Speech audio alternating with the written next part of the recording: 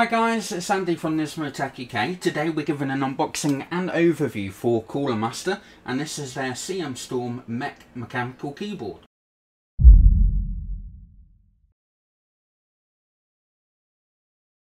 So let's start with the actual box itself. Very large box. We've got the Cooler Master and the CM Storm logo up at the top here, along with a nice image of the MECH keyboard. Down at the bottom we've got aluminium and steel reinforced gaming keyboard, professional cherry MX switches with LED backlit, fully programmable, 5 profiles, 75 macros. The version that we have is the blue cherry MX, but they are available in brown and red as well. Apart from that, moving around, a couple of side profiles, a couple of other images on there, but obviously the main bit of information is going to be on the back here. So on the back of the box, it mentions that we have got 2 USB 3.0 ports on the back there, removable aluminium cover, which makes it easier to clean, and you are also able to actually customize the cover if you have means and ways of doing that. We've got a powerful 32-bit 72 megahertz rapid fire engine for quick hardware macro playback, and the embedded steel plate and aluminium cover can also be removed, like I said there. So let's now get into the actual box. Okay, so let's now flip the lid on this and have a look and see what we get inside. The first thing we're greeted with is a USB 3.0 cable there. Just going to pull the actual keyboard out itself. It's quite a large, oversized keyboard. So we'll just pop that down to one side and have a look underneath. We have a little bit of literature. We've also got your keycap puller, which obviously will enable you to take the keycaps off. We have got, what's this here? A little bit about warranty information, and you've also got your layout guide with regards to how to adjust the actual backlit LEDs, as well as your macro keys on there as well.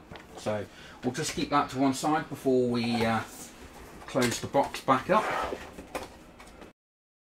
Okay, so this is the Cooler Master MECH in all its glory. Like I said, it is a pretty damn large keyboard. As you can see, we've got like a carrying handle on this side here. Also you've got the aluminium plate all the way around the outside, which I must admit does make it look really, really nice. It's quite a hefty keyboard, quite a bit of weight to this, as you'd potentially come to expect. I don't know if you can hopefully see the actual sort of Cooler Master logo. It's been designed not only into the aluminium part of the actual keyboard, but also into the plastic wrist support around there. So let's now sort of go and have a look around. We've got the num lock, the caps lock, scroll lock LEDs that come up through the actual gap here between the aluminium and the plastic. Also you've got your backlit keys on here. We'll cover the keyboard in a moment. You can see the actual side profile there. Coming onto the back, obviously you've got your connector that you plug the 3.0 cable into, as well as 2 USB 3.0.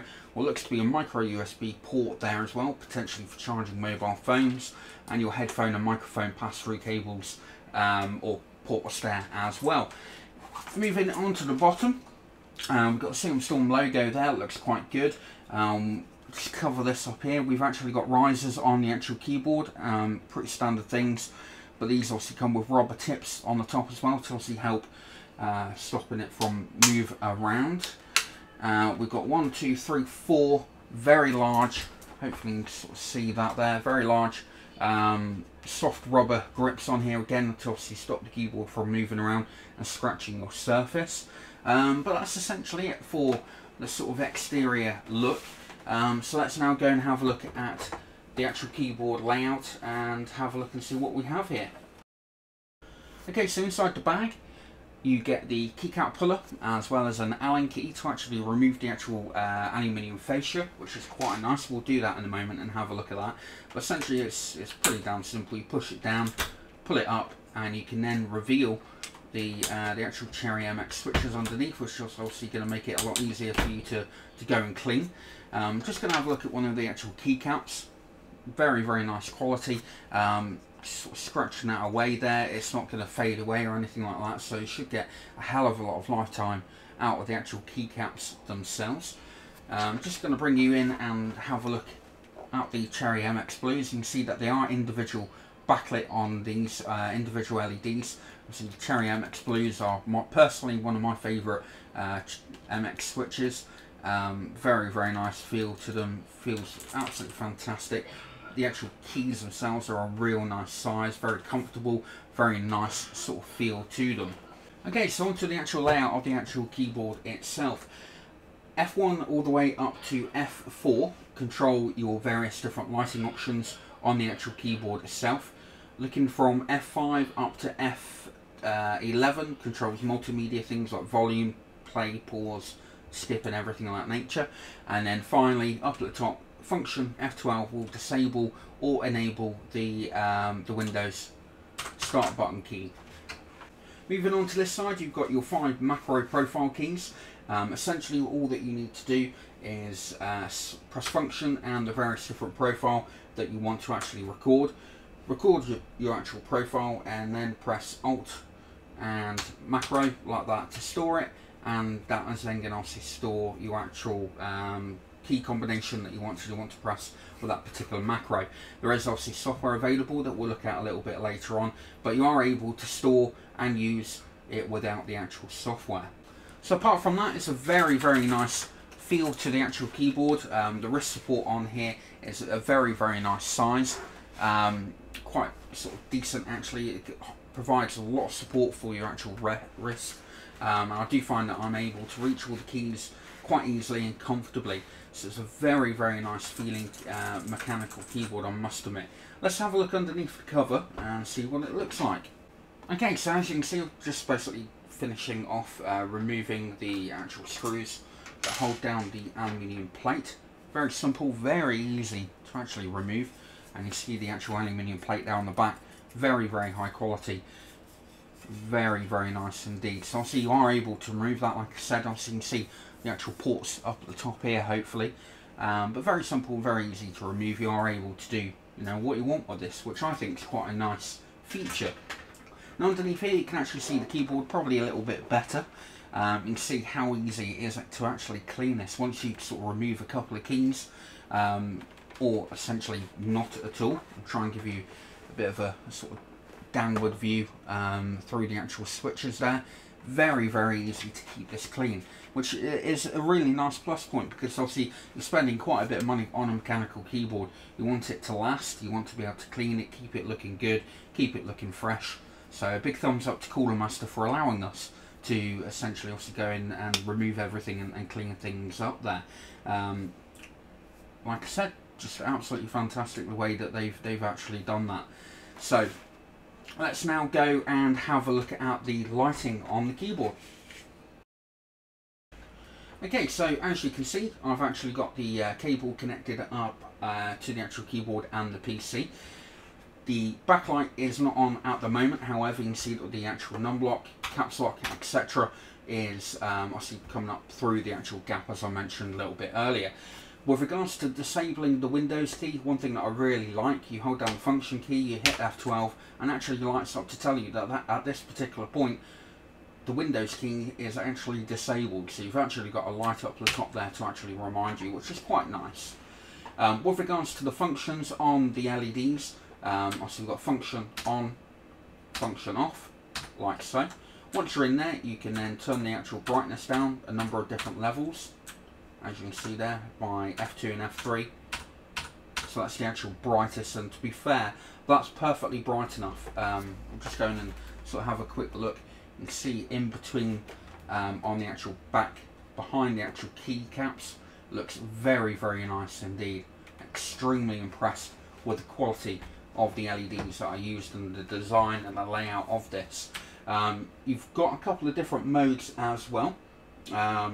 This is, I believe, the full backlit mode. So the next one is a sort of breathing mode. So we'll just breathe them in and out as it is doing at the moment. And the next one is just basically highlight the WASD, the profile keys and your cursor keys. So perfectly ideal if you like to game in the dark. It means that you haven't got a full backlit keyboard in front of you, you've also got these options here, which is really good. But overall, extremely impressed with the way that they've actually got this to actually work, and the way that the actual LED is shining through the actual keycap is very, very impressive indeed. Okay, so let's now have a quick look at the actual software. Let's bring this up a moment. There we go, drop it over onto that screen. You see we've actually got the layout of the MECH keyboard here. Obviously moving your mouse around the actual keys themselves, you can see obviously the various different profiles and what they actually do, whether there's a function or a launch program activated on there. Just basically click on one, and if you want to, you can then set it to launch a program to run a particular function or advance or anything like that nature. Whatever you want it to do, you can more or less customize all the keys to do what you want.